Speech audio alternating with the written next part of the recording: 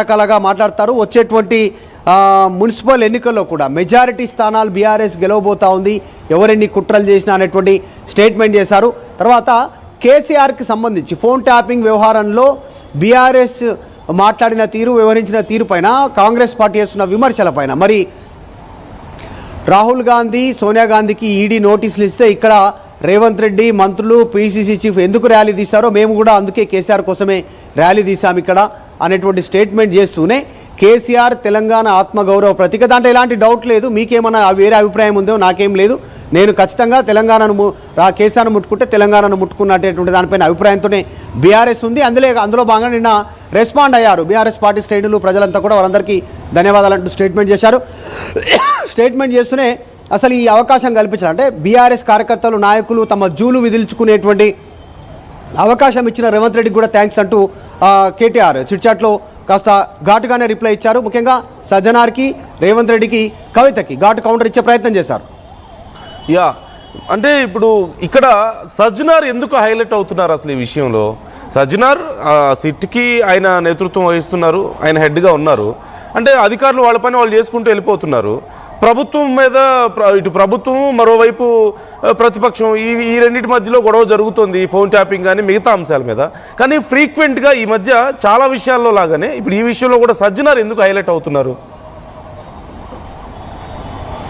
అంటే సజ్జనార్ నిన్న ట్వీట్ చేశారు. ట్వీట్లో ఇల్లీగల్ సంబంధించినటువంటి ఫోన్ ట్యాపింగ్ వ్యవహారంలో కేసీఆర్ని విచారించాము, గజ్వేల్ ఎమ్మెల్యే అనేటువంటి ట్వీట్ చేశారు. అసలు అది ఇల్లీగల్ ఎలా అవుతుంది? ఫోన్ ట్యాపింగ్ అనేటువంటి టెలిగ్రాఫిక్ చట్టాలు ఏం చెప్తా ఉన్నాయి, అవి తప్పని మరి బహిరంగంగా వచ్చి మాట్లాడమని చెప్పండి అనేటువంటి స్టేట్మెంట్ చేశారు. అంటే ఏదో ఒక వివాదాస్పదమైనటువంటి అంశంలో సజ్జనార్ ఈ రకంగా హైలైట్ అవుదాలనుకుంటున్నారు. ముఖ్యంగా ముఖ్యమంత్రి, తర్వాత మంత్రులు, కాంగ్రెస్ పార్టీ నాయకుల మెప్పు పొందేందుకు ఆయన ఆలోచన చేస్తూ ఉన్నారు అనేటువంటి దాంట్లో భాగంగా కేటీఆర్ వార్నింగ్ ఇచ్చారు. మీ బాగు కోసం కాదు, మీరు ఏం చేయాలనుకుంటున్నారో రూల్స్ అండ్ రెగ్యులేషన్స్ ఫాలో కండి సజ్జనార్, ఇట్లా కాదు అనేటువంటిది వార్నింగ్ ఇచ్చారు.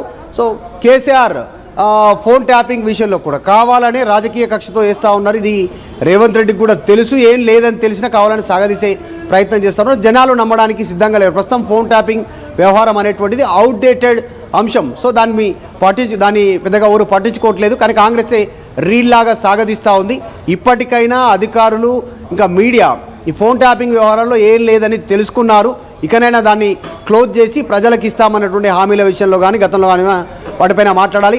సృజన్ రెడ్డికి సంబంధించి, ఎందుకంటే సింగరేణి అంశంలో, టెండర్ల విషయంలో సృజన్ రెడ్డికి సంబంధించిన అంశంలో ఆయన ఫోన్ సంబంధించినటువంటి డేటా తీస్తే తెలిసిపోతుంది ఎవరెవరితో మాట్లాడారు, ఎవరెవరిని బెదిరించారు, ఏమేమి కాంట్రాక్ట్ దక్కించుకున్నారు ఏంటి అనేటువంటిది మొత్తం తెలిసిపోతుంది. దావోస్ వెళ్ళారు, దావోస్ ముఖ్యమంత్రి పర్యటనకు సంబంధించిన ₹1 తీసుకెళ్ళినటువంటి పరిస్థితి మొత్తం ఫేక్. అంటే మొన్న అంతకుముందుకు దావోస్లో ఇప్పటికే 3వ దావోస్ పోవడం, మొన్న గ్లోబల్ సమ్మిట్ అన్నారు, ₹1 వచ్చింది లేదు, అన్ని కాగితాల మీద ఉన్నటువంటి పరిస్థితి అంటూ కేటీఆర్ మాట్లాడారు. మరొకసారి టోటల్ దావోస్ ఈ ఇన్వెస్ట్మెంట్కి సంబంధించినటువంటి అంశంపైన మరొక డీటెయిల్ ప్రెస్ కాన్ఫరెన్స్ త్వరలో పెట్టబోతా ఉన్నాను. ప్రభుత్వానికి సంబంధించిన అన్ని బండారాలు బయట పెట్టబోతా ఉన్నాను, ఫేక్ ఎంఓయూలకు సంబంధించినటువంటిది కేటీఆర్ చిట్చాట్లో చెప్పారు. సో ముఖ్యంగా సజ్జనార్, రేవంత్ రెడ్డి, సో కవితకు సమాధానం ఇచ్చే ప్రయత్నం చేశారు చిట్చాట్లో.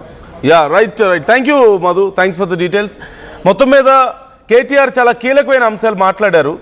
మీరు సజ్జనార్ చేసినటువంటి ట్వీట్ కూడా చూస్తున్నారు స్క్రీన్ మీద. The special investigation team SIT has concluded the questioning of Gajwel MLA and former chief minister Shri K Chandrashekar Rao in connection with the illegal phone tapping case అంటూ ఆయన ఒక ట్వీట్ చేశారు. కాకపోతే ఇప్పుడు ఈ ట్వీట్ ఎందుకు చేశారు అనేది చాలామందికి అర్థం కాని పరిస్థితి. అంటే ఆయన నేతృత్వంలో ఇదంతా ఈ మొత్తం ఇన్వెస్టిగేషన్ జరుగుతుంది కాబట్టి అవుట్ ఆఫ్ రెస్పాన్సిబిలిటీ ఆయన ప్రజలకి ఇన్ఫర్మేషన్ ఇవ్వడానికి చేశారా, లేకపోతే ఈ విషయాన్ని హైలైట్ చేయడం, కేసీఆర్ని ఫోన్ ట్యాపింగ్ కేసులో మేము ప్రశ్నించామనేది హైలైట్ చేయడం కోసం చేశారా? ఇలా రకరకాల చర్చలు జరుగుతున్నాయి. కేటీఆర్ ఈ విషయాన్నే ప్రస్తావించారు అనేది క్లియర్గా కనపడుతుంది. కేటీఆర్ సజ్జనార్ చేసినటువంటి ట్వీట్కి సంబంధించి మాట్లాడారు. అట్ ది సేమ్ టైం ఇప్పుడు సాధించింది ఏమి లేదు, 2 ఏళ్లుగా వీళ్ళు మమ్మల్ని అందరినీ విచారించారు, అక్కడ అడిగిందే అడగడం తప్ప పెద్దగా సాధించింది ఏమి లేదు, క్వశ్చన్స్ అడిగినవే అడుగుతూ ఉంటారు, మమ్మల్ని ఇబ్బంది పెట్టాలనే ప్రయత్నం తప్పితే ఏమీ లేదు. ఇదంతా జస్ట్ డైవర్షన్ మాత్రమే అని చెప్తున్నారు. ఇదంతా ఓ పక్క ఉంటే మరోవైపు కవిత కూడా ఈ విషయం మీద కామెంట్ చేశారు.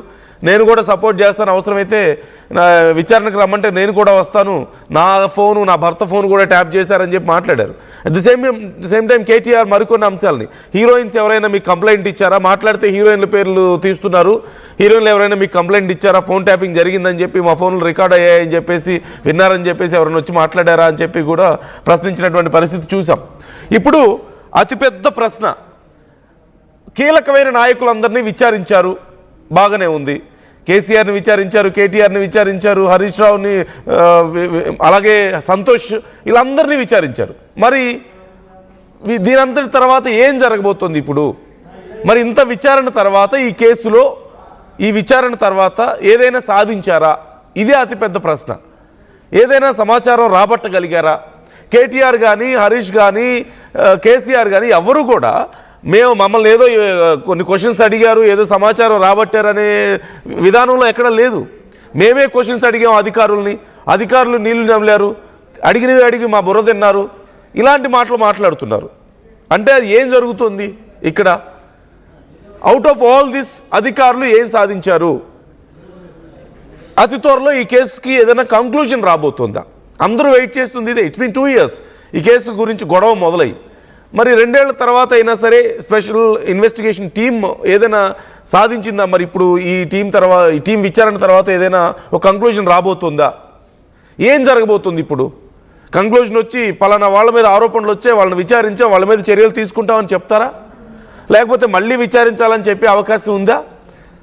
కేటీఆర్ని మరొకసారి విచారించాల్సిన అవసరం ఉండొచ్చు అని చెప్పి అప్పుడు మాట్లాడారు. హరీష్ రావుని అంతే మాట్లాడారు. ఇప్పుడు కేసీఆర్ను కూడా మరొకసారి విచారించే అవకాశం ఉంటుందేమో అంటున్నారు. సో ఇది సాగతీత ధోరణేనా, లేకపోతే ఏదైనా కంక్లూజన్ ఉంటుందా? అవుట్పుట్ ఏదైనా వస్తుందా? కేవలం ఇది రాజకీయాల కోసమే వాడతారా ఈ కేసుని, లేకపోతే నిజంగానే దీంట్లోంచి ఏదైనా సాధించేది ఉందా? సో ఇదే అతిపెద్ద ప్రశ్న. విచారణ చేయడమే ఒక పెద్ద తంతు అయిపోయింది, బాగానే ఉంది. మరి ఇంత తంతు తర్వాత ఏం సాధించారు? ఈ కేసుకి చాలా పెద్ద క్రైమ్ అని చెప్పారు కదా, ఫోన్ ట్యాపింగ్ చేయడం అనేది. ప్రతిపక్ష నాయకులు అప్పుడున్న అందరి ఫోన్లు ట్యాప్ అయ్యాయి అన్నారు కదా, కొన్ని వందల మంది ఫోన్లు ట్యాప్ అయ్యాయి అన్నారు కదా. మరి అలాంటి కేసులో ఖచ్చితంగా ఏదో ఒకటి సాధించాలి. డ్రాగ్ అవుతుందన్న ఒపీనియన్ ప్రజల్లో వస్తుంది. సో ఏదో ఒక సమాధానం చెప్పాలి. మరోవైపు విచారణకి వెళ్ళొచ్చిన నాయకులేమో ఇదంతా ఏమీ లేదు, లొట్టపీస్ కేసు అని వాళ్ళే మాట్లాడుతున్నారు. They are using this word exactly. అంటే దెర్ ఈజ్ నథింగ్ దీంట్లో. చూడ్డానికి ఏదో పెద్దగా ఉంది కానీ లోపల ఏం లేదని చెప్తున్నారు వాళ్ళు. అధికారులు మేమే తిరిగి క్వశ్చన్స్ అడిగాం అంటున్నారు. అధికారులు నీళ్లు నమిలారు, మేము అడిగిన దానికి సమాధానం చెప్పలేక అంటున్నారు. అడిగిందే అడుగుతున్నారు, తిప్పి టైం పాస్ చేస్తున్నారు అక్కడ అని చెప్పి మాట్లాడుతున్నారు. So there should be something, ఏదో ఒక అవుట్పుట్ అయితే ఉండాలి కదా. ఇది ఒక పెద్ద క్రైమ్ కదా. ప్రైవసీ భంగం కలిగించడం, వేరే వాళ్ళ పర్సనల్ విషయాలు, సొంత పార్టీ నాయకులవి, ఇళ్లలో వాళ్ళవి, సొంత ఫ్యామిలీ మెంబర్స్వి, బయట వాళ్ళవి, హీరోయిన్స్వి, ఇలా రకరకాల విమర్శలు చేశారు కదా. So try to comment your opinions. ఏం జరగబోతుంది ఈ కేసులో? కీలకమైన నాయకులందరినీ విచారించిన తర్వాత చివరికి ఏదైనా సాధిస్తారా ఈ కేసులో? లేదంటే బీఆర్ఎస్ నాయకులు కామెంట్ చేస్తున్నట్లుగా ఇదంతా ఏమీ లేదా, నథింగ్గా ఇదంతా? మీ అభిప్రాయాలను కామెంట్ చేసే ప్రయత్నం